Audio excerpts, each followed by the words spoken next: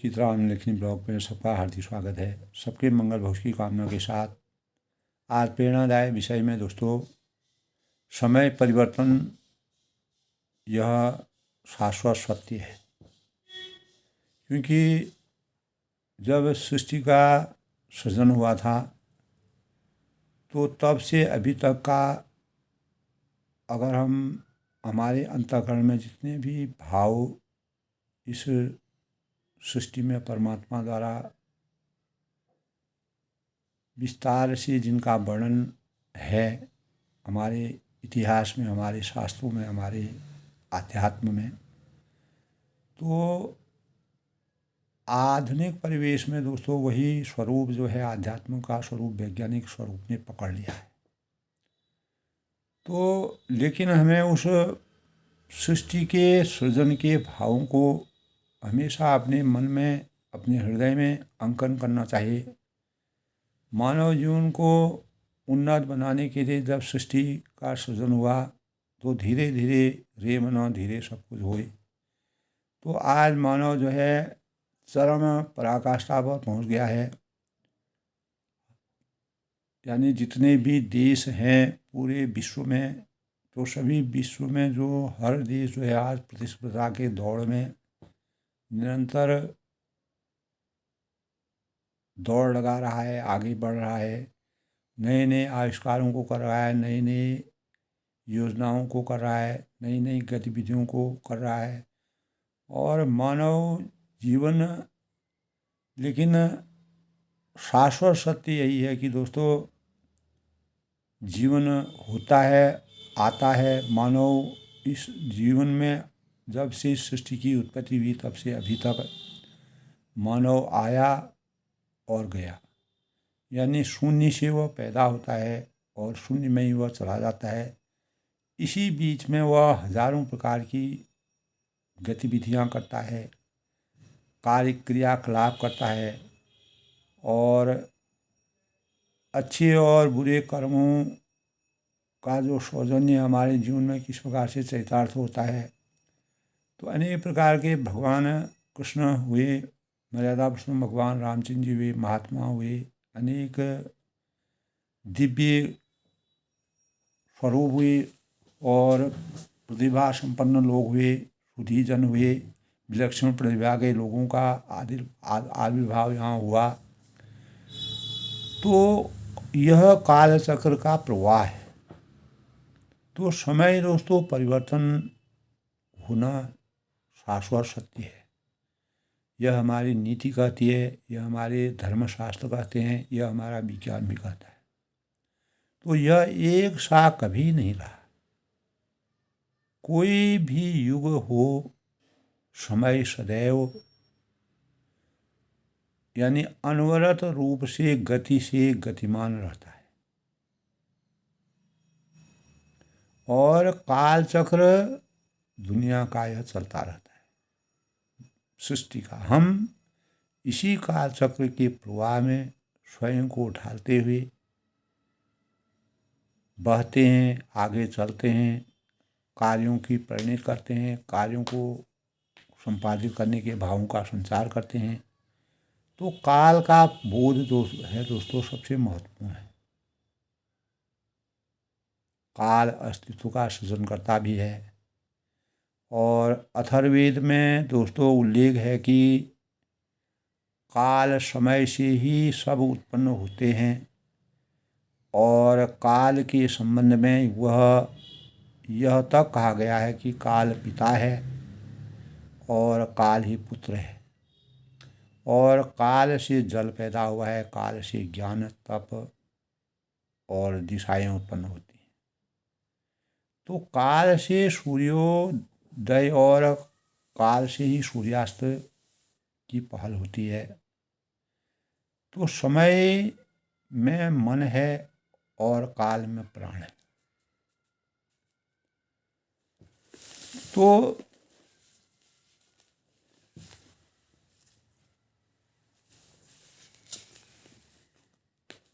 इसी प्रकार समय की गति नहीं होती है और यह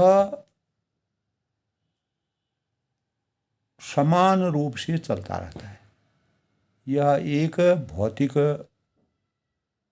राशि है, निरंतर चलने वाली राशि होती है। तो मानव जीवन यानी जो मानव जीवन है वह काल, वह अधिकतम समय है जिसके लिए कोई व्यक्ति जीवित रह सकता है। और विशेषज्ञों का मानना है कि दोस्तों फिलहाल इंसान का ज़्यादा से ज़्यादा समय जीवन यानी 122 साल माना गया है। औसतन लोग जो है 70 से यानी 80 साल तक का जीवन जीवित रहते हैं, ऐसा औसतन है। शोधकर्ताओं ने दोस्तों का मानना है कि स्वास्थ्य जीवन शैली अपनाने से जीवन का काल बढ़ाया जा सकता है। तो समय का सही इस्तेमाल करने में और सफलता खुशी को से जीवन यापन करना और इसी को सफल जीवन यापन करना, यही एक प्रकार का आश्रम है। तो हम जब संसार में अवतरित होते हैं तो हमारा यह एक आश्रम के समान है। सूर्य, चंद्रमा, पृथ्वी के चक्र को समय के रूप में कैसे जाना जाता है? समय के माध्यम से वर्ष, महीना, सप्ताह, दिन, घंटा, मिनट और सेकंड, उसके भागों को जानना, प्रत्येक समय हमें वस्तुओं की गति आदि की गणना मदद करती है। चिंता है, परेशानियां से बचने के लिए मानव जीवन बड़ा दुर्लभ है। बड़े भाग मानव तन पावा। तो धैर्य रखना, समय का सदुपयोग करना और प्रकृति की प्रक्रिया से जन्म लेना, प्रकृति के नियमानुसार जीवन यापन करना, एक दिन प्रकृति से ही नियमानुसार मृत्यु प्राप्त करना जो शाश्वत सत्य है। तो दोस्तों यही मानव जीवन का प्रयोजन है, यही लक्ष्य है। यह प्रश्न प्रत्येक मानव के मन में उठता है। तो कबीरदास जी ने कहा है एक जगह दोस्तों कि कबीर मानुष जन्म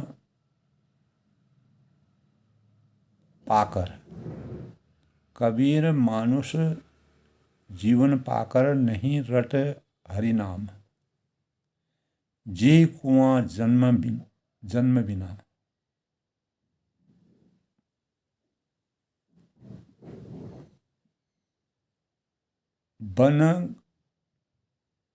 बन गया क्या काम, यही कुआं जल बिना बन गया क्या काम।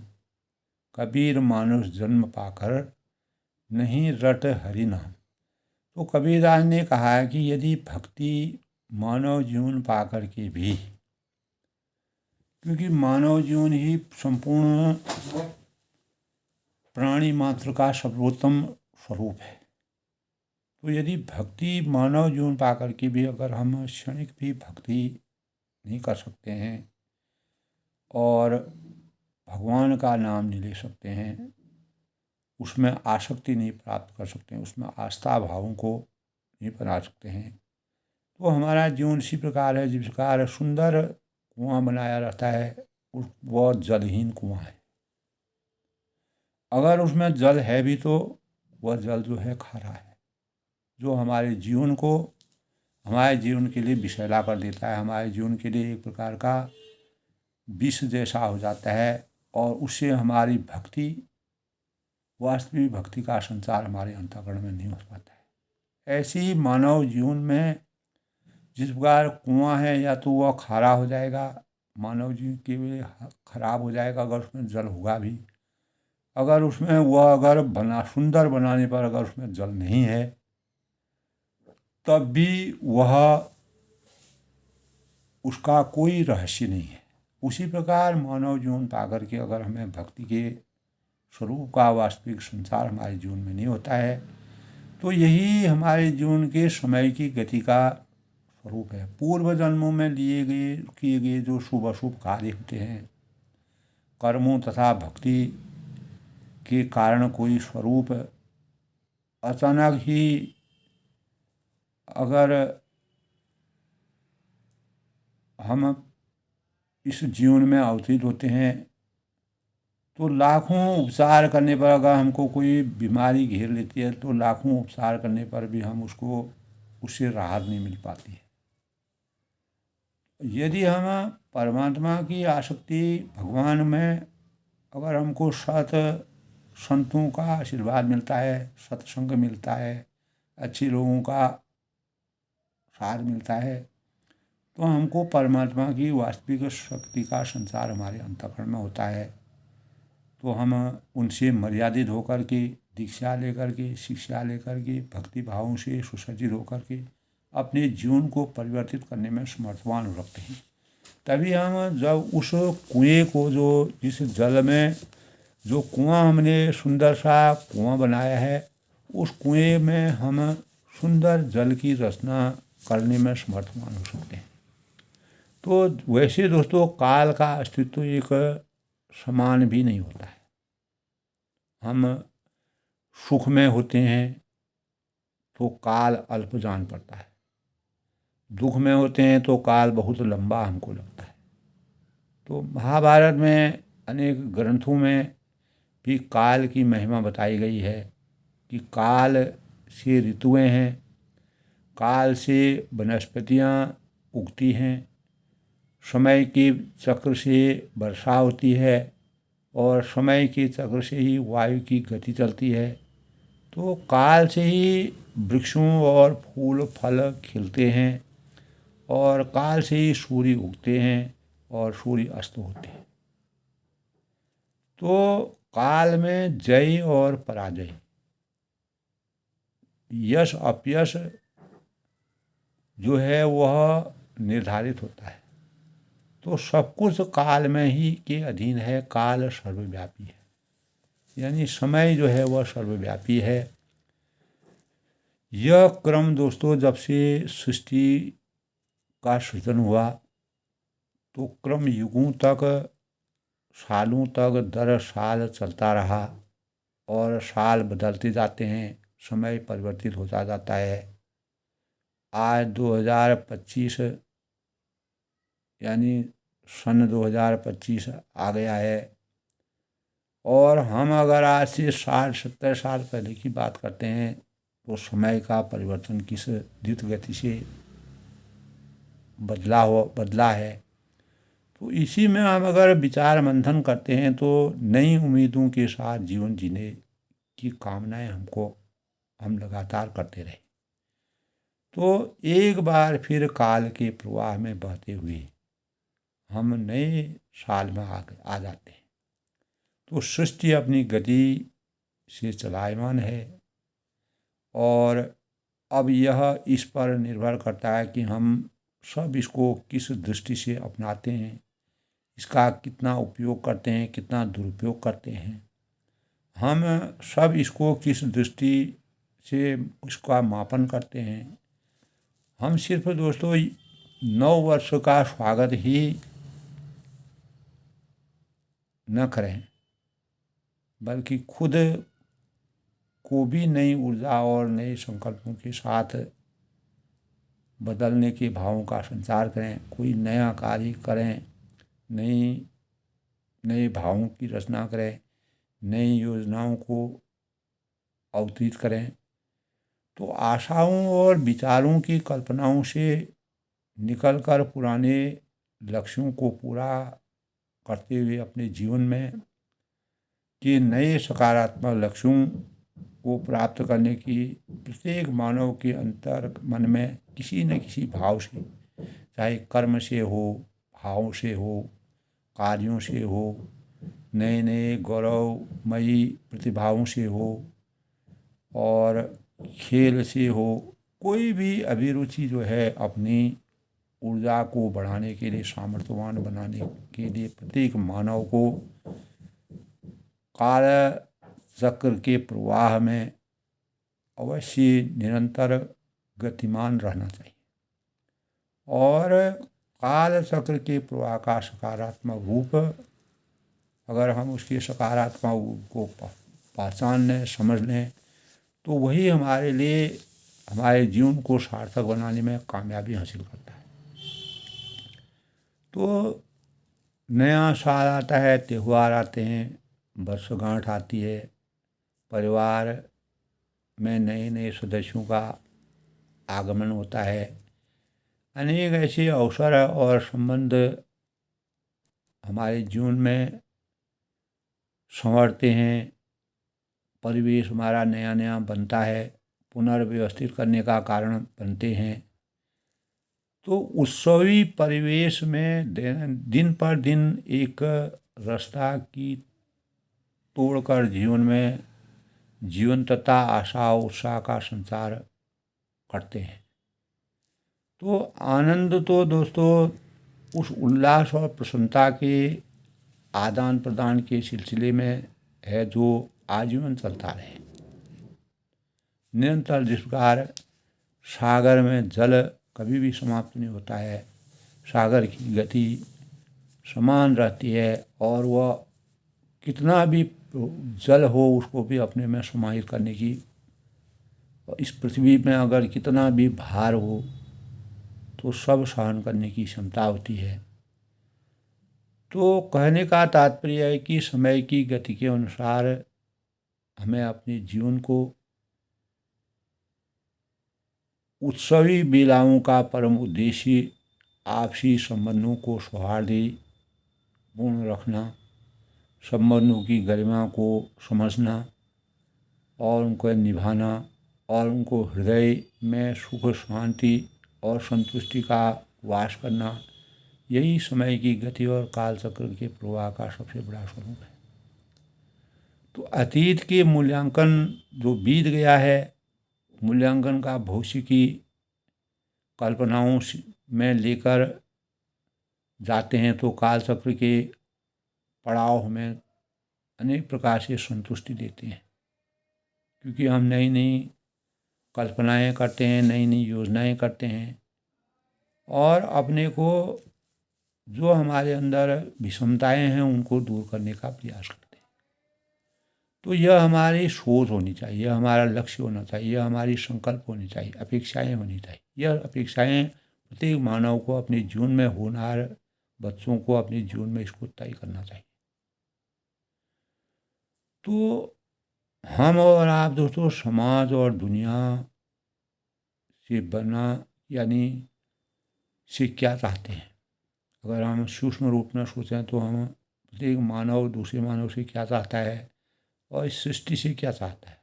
तो क्या सभी आपके लिए या हमारे लिए या आप उनके निमित्त हैं? तो यानी हम और आप देने वालों में हैं और लेने वालों में हैं। क्या हमारा लक्ष्य है? तो देने के साथ शर्त है कि दोस्तों इसके पीछे प्रतिफल की आशा न हो। कर्मण्येव अधिकारस्तु मा फलेषु कदाचन। तो कर्म प्रधान विश्व राखा, जो जस करहि तस फल चाखा। तो अन्यथा देना अयंग निज परोवेति गणना लघुचेतसानाम उदार चरितानाम तो वसुदेव कुटुंबकम। मेरा तेरा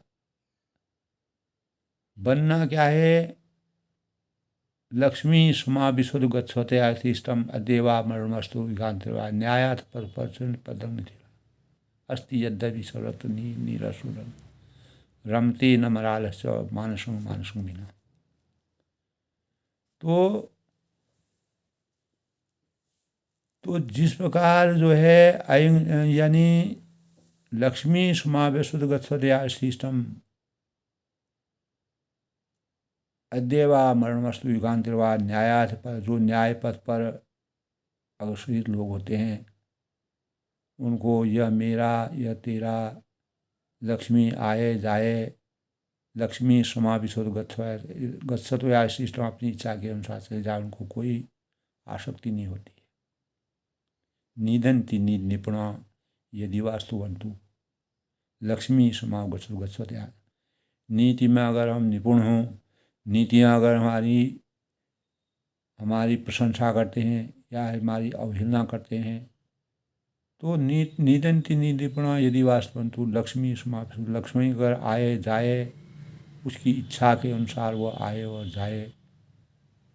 हमारी मृत्यु भले ही आज ही हो जाए लेकिन युगों के बाद हो, लेकिन जो न्याय पर ऐसे हमारे अनेक महापुरुष थे जो देश की मान मर्यादा के लिए, मानव कल्याण के लिए, धर्म की रक्षा के लिए, देश के गौरव को बढ़ाने के लिए अपने जीवन को जिन्होंने उजागर किया, अपने जीवन को चरितार्थ करके हमारे लिए एक इतिहास की रचना स्वर्णाक्षरों में लिख करके चले गए। तो उनके लिए यह जीवन जो है दोस्तों, समय की गति आती है और जाती है, उनका नाम हमेशा विराजमान रहेगा। उन्हीं से हम अनेक प्रकार की प्रेरणाओं से भरते हैं, जो हमारे नए ये संसार की गति है, इस गति के अनुसार जो नए कर्णधार हैं उनको प्रेरणा के स्रोत के रूप में मिलता है। इस सृष्टि का जो संचरण होता है वह विधिवत चलता रहता है। तो कहने का मतलब है कि यानी आप देने वाले में हैं या लेने वाले में हैं, और देने के साथ शर्त है कि इसके पीछे प्रतिफल की क्या आशा है, अन्यथा देना प्रतिफल न हो। तो संतति और स्वजनों सहित दूसरों से अत्यधिक अपेक्षाएं स्वजोना दुखजन्य होता है। यह जो है हमारे आत्मा को दुखी करता है। तो आत्मा अगर दुखी हो जाती है तो शरीर में अनेक प्रकार के रोग अवतरित होते हैं, जिससे हम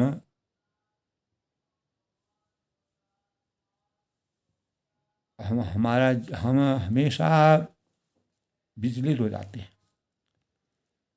और हमारा वास्तविक जो ध्यान केंद्रित होता है वह विचल जाता है। इसके विपरीत दूसरों के से न्यूनतम अपेक्षाएं रखने वाले जो ज्ञान हमारे अंतःकरण में रहता है, उसकी भूमिका तभी तक रहेगी जब तक वो उपयोगी है।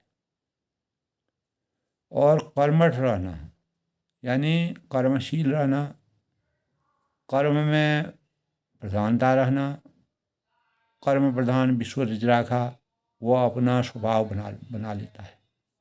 अगर हम में कर्म में आसक्ति है तो हम अपने स्वभाव को उस कर्म में लीन होकर के अपने जीवन को परिवर्तित करने में समर्थवान हो सकते हैं। तो वह कहीं भी कर्तव्य निर्वहन से पीछे नहीं हटता है और अंत तक सुखद परिणति का अधिकारी बनता है, उसका मानक बनता है। तो दूसरों के अधिकार और स्वयं के कर्तव्यों के प्रति वह सजग रहता है। दूसरों के से प्रत्यक्ष या परोक्ष रूप में मेल जोल करके परस्पर विचार बना करके, विचारों का आदान प्रदान करके तथा दुरुस्त संवाद बनाते हुए वह स्वस्थ रहेगा, हमेशा निरोगी रहेगा। और यह जानते हुए दोस्तों उसे शेष जो जीवन उसका बचा होता है, भविष्य बिताना है, वह अतीत की उपलब्धियों की गणना में नहीं आता है। तो अतीत की उपलब्धियों की गणना में नहीं आता है, बल्कि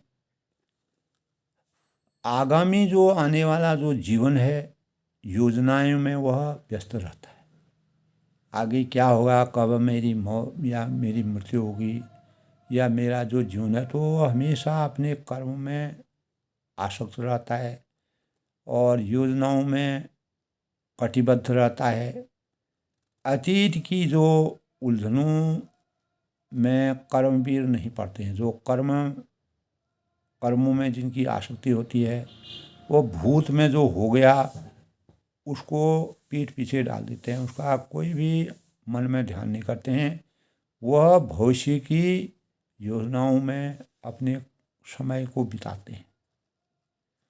तो समय की गति यही है दोस्तों। समय को हमको सही समय का सदुपयोग गति के अनुसार कैसे अपने जीवन को चरितार्थ करना है। जो अपने पास है, वर्तमान में जो अपने पास है, उसके बूते, उसी के सहारे हम अभीष्ट को भी प्राप्त कर सकते हैं।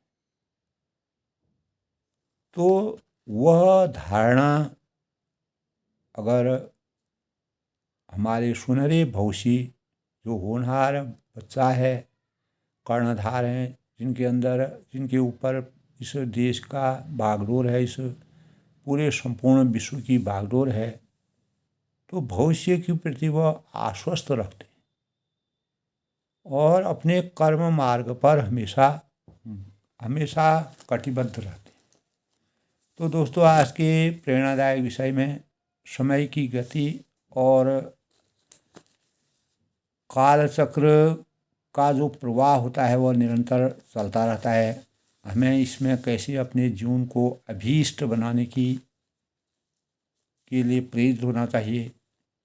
जो हमारे आने वाले भविष्य के कर्णधार हैं, उनको कैसे अपने भविष्य का निर्माण करना चाहिए और हमको यानी जो बीत गया है और भविष्य की ओर ज़्यादा सोच करनी चाहिए और जो अभीष्ट की तरफ बढ़ने का प्रयास करना चाहिए। और अतीत के वर्तमान और भविष्य का अतीत से हम अनेक प्रकार की प्रेरणाओं को लेकर के वर्तमान और भविष्य का सुंदर निर्माण करने में सहयोग प्राप्त कर सकते हैं। यही समय की गति और कालचक्र के प्रवाह का सबसे बड़ा स्वरूप है। मानव जीवन में इस प्रकार से हम अपने मन को, अपनी सोच को, अपने विचार को, अपने चिंतन को अगर ऐसा स्वरूप देंगे तो निश्चित ही दोस्तों मानव जीवन में हम कभी भी परेशान नहीं होंगे, दुखी नहीं होंगे, आर्त नहीं होंगे। हम हमेशा सुंदर जीवन की कामना के साथ कुछ न कुछ इस संसार, इस सृष्टि के लिए कुछ करने के भावों से अपने जीवन को समर्थवान बनाने में और कुछ न कुछ प्रेरणाओं के माध्यम से मानव धर्म को जगाने का प्रयास करने में समर्थवान होंगे। अपनी वाणी को विराम देते हुए आज के प्रेरणादायक विषय में मैं सबके मंगल भविष्य की कामना करता हूँ और अधिक से अधिक लोग दोस्तों शेयर करें, लाइक करें, सब्सक्राइब करें और समय की गति और समय काल चक्र के प्रवाह का कैसे हमें सदुपयोग करना चाहिए, इन भावों को सभी को अपने अंतर्मन में जागृत करके नवोन्मेष सृष्टि के सृजन के भावों का संचार करना चाहिए। सब लोग सुखी रहें, खुश रहें, प्रसन्न रहें।